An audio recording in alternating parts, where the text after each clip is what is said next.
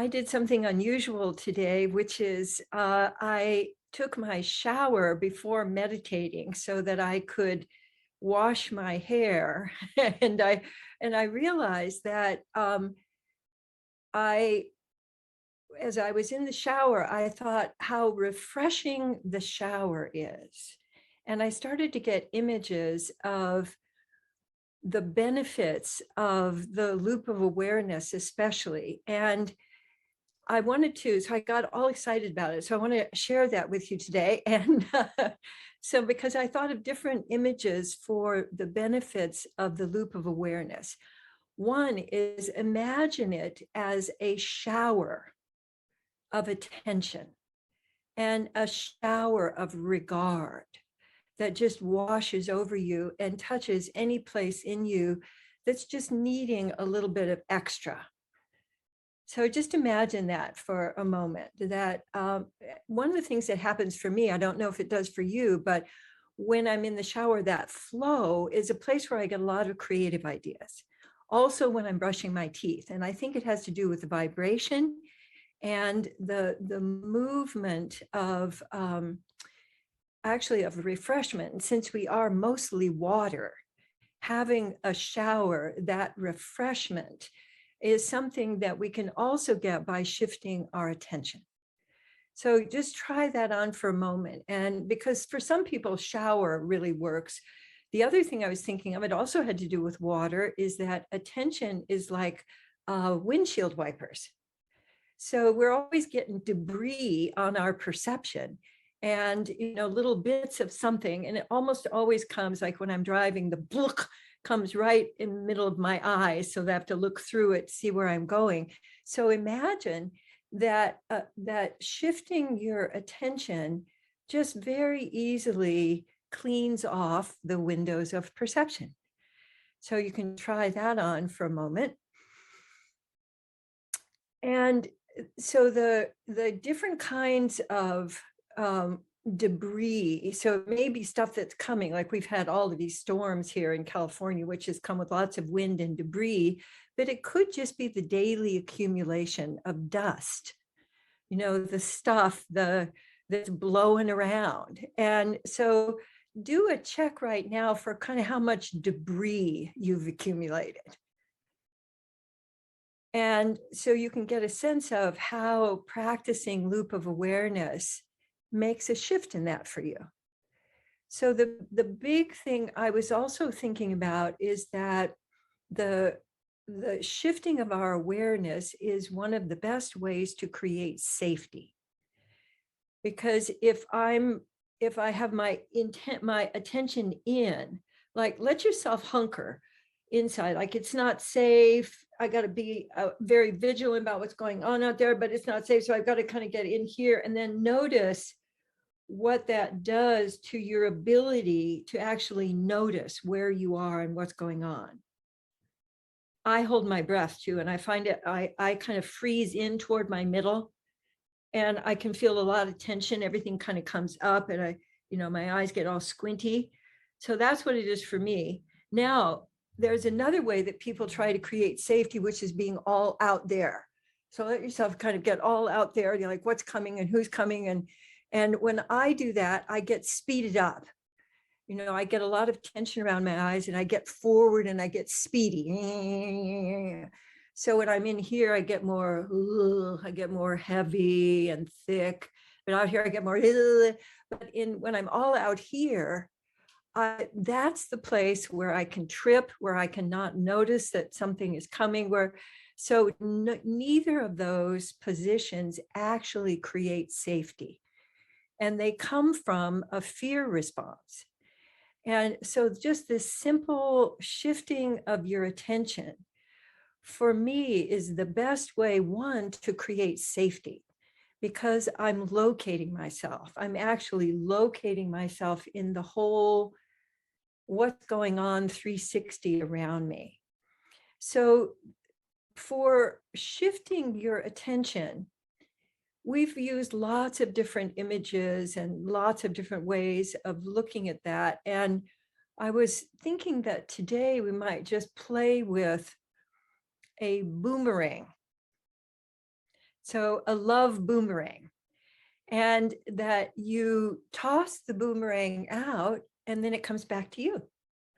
So I'd love for you to play with that of just tossing it out and letting your attention go out and then letting it come back to you. And noticing when it comes back to you, where does your body want attention? Where does yourself want attention? And then I'm going to try my other hand to throw the boomerang out. And I'm noticing, oh, it went all the way out to the mountains that are over on the other side, like way over there, and came back to me. And I could feel it kind of hugging me. Oh, that's what we should do. Have it come back and hug you. So you can toss it out and then have it come back and give you a hug. So I was feeling it coming around my ribs. I was quite delicious. And then tossing it out again. And I'm tossing this one all the way down to the San Bernardino Mountains, where a lot of people are stuck in feet and feet of snow, and just giving them some loving attention and then bringing it back to me. And the hug, I kind of got a twirly hug that time. You know, like when you're on the dance floor and you get swept up and twirled, you can have yourself a twirly kind of a hug. That feels really great. And let your body respond to the shifting of your attention.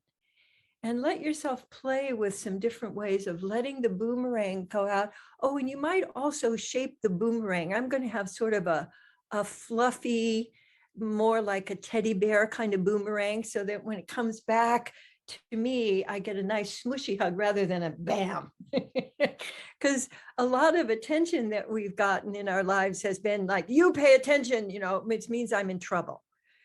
So rather than having attention be trouble, you can have it be, you know, like winning the great big bear at the state fair, that kind of for you. And let yourself send out a hug, an attention hug, to anybody out there in the world, or anybody who's actually not even here in person anymore, that you're feeling drawn to give them a teddy bear hug. And then when I do that, sometimes I forget and I go, oh, right. And then there's me, and let it come back to you. That's why I want it to be a boomerang, so that even if you forget, the intention then comes back to you. Oh, and I got this one around the tops of my hips, and I could feel it loosening up and feeling a kind of a gliding sense of, here I am. So that in life, we can be in motion and also sharing attention, receiving, giving, and receiving attention. So let yourself now toss the boomerang with some other part of your body. So rather than your hands, let yourself maybe toss it with your shoulder or your knee. Do a little soccer kick, soccer boomerang kick, coming back. And I can feel it coming back now to my feet, and I'm getting that little movement. And as I'm doing this, I feel more lively. I feel more flow of just aliveness in my body. So notice where you experience that in your body. And when you let yourself receive, it fills your reservoir, so that as you're throwing the boomerang, as you're tossing the boomerang of love, it comes back to you and continues refreshing. So you're filling your reservoir at the same time that you're connecting with the world, and you're locating yourself so that you can respond more fully. What I'm noticing in me now is more roundness. There's more, just more spread out more than flat or two-dimensional, because our bigger world now is pretty two-dimensional. And so what I find too is that practicing the loop of awareness just fleshes out my sense of fullness, of presence, so that I can feel all around me and down and around and through. So now I'd like you to do that energetically so that you're letting your body respond, but you're not throwing the boomerang. You're letting that just come from an intention to let it's almost like a comet. You're going whoosh, and letting that, all of that light and radiance move out and then be coming on back to you. So notice how your breath and the way that you are in your body supports you simply shifting, letting the boomerang come out and then back again. Mine has gotten a little iridescent. it's got little stars coming off of it. So you could also have the boomerang be spreading love and attention as it's moving and then coming back to you. Let's play with that. So we've got all of us like sending out we're like atoms of love that have got our protons and our neutrons are all moving and circulating. Because when we circulate, we have an opportunity to let our presence fill in any of those little dings, cleaning the windshield, opening up more space for love and presence.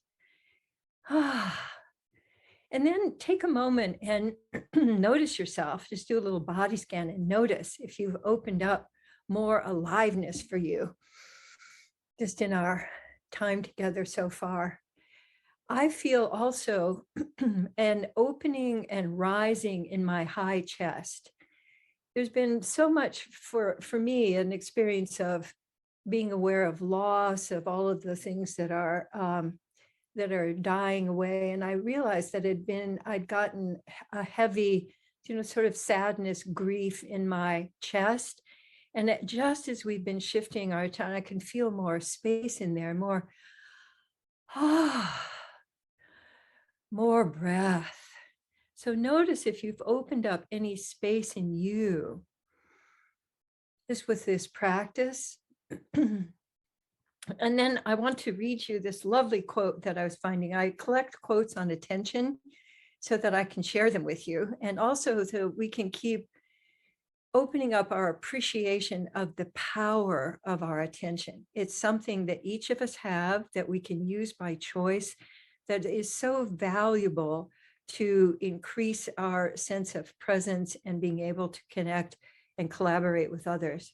So this is from Thich Nhat Hanh. It says, you have to really hug the one you are holding. You have to make him or her very real in your arms, breathing consciously and hugging with all of your body, spirit, and heart. Hugging meditation is a practice of mindfulness. Breathing in, this is like looping in, breathing in, I know my dear one is in my arms alive. Breathing out, giving your attention out, he or she is so precious to me. If you breathe deeply like that, holding the person you love, the energy of your care and appreciation will penetrate into them and they will be nourished and bloom like a flower. Isn't that lovely? That's been my experience. And so now first imagine that the person that you're hugging is you. So I'd like you to give that energetic, completely hugging with every little part of you. And whether you want to use your arms or the rest of your body to do that, we know that a 20-second hug is very, very powerful for releasing the endorphins that allow us to feel connected and bonded. And sometimes we just hurry on through that, like, okay, that's enough. Got to get to work.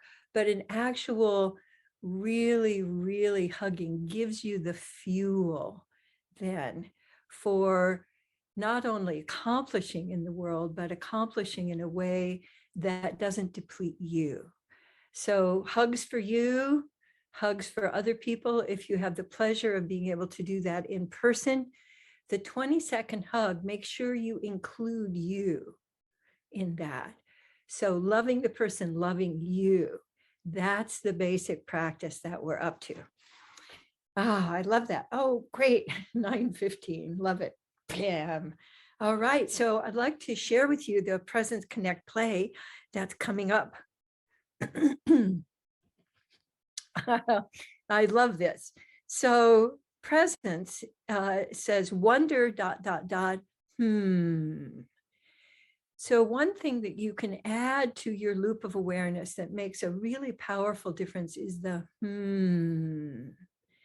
The moves you into wonder, moves you from your critical brain or your evaluative brain into your wonder brain. So just give yourself a couple of and for me, the is coming up into my high chest here, where I can really feel it and appreciate the warmth and the spreading out of wonder. And it's a very quick way, so you don't have to think about it. I wonder if I'm in wonder, means you're not. So if you instead, you'll just go right into wonder, and you can do that hundreds of times during the day. And then connect is loop and shift your attention, which is what we've been doing. And just the most fundamental is to think of this just as the same as blinking or opening and closing your eyes, that you can send your attention out and you can bring your attention back to you. And when you're stuck, just simply doing that, or you're trying to figure something out, just doing the simple shift will start then that engine of including and circulating love and appreciation. And then play is to turn words into sound.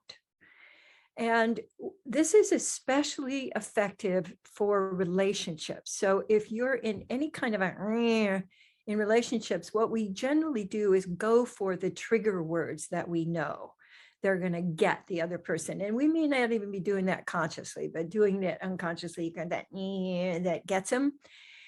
So, but when you turn those words into just sound, it's like, think of something that you blame yourself or you blame other people about, just the phrase like you're so, or you never, and just go ahead and say that and notice what the experience is for you. Like, you never pay any attention to me, or I have to do everything myself.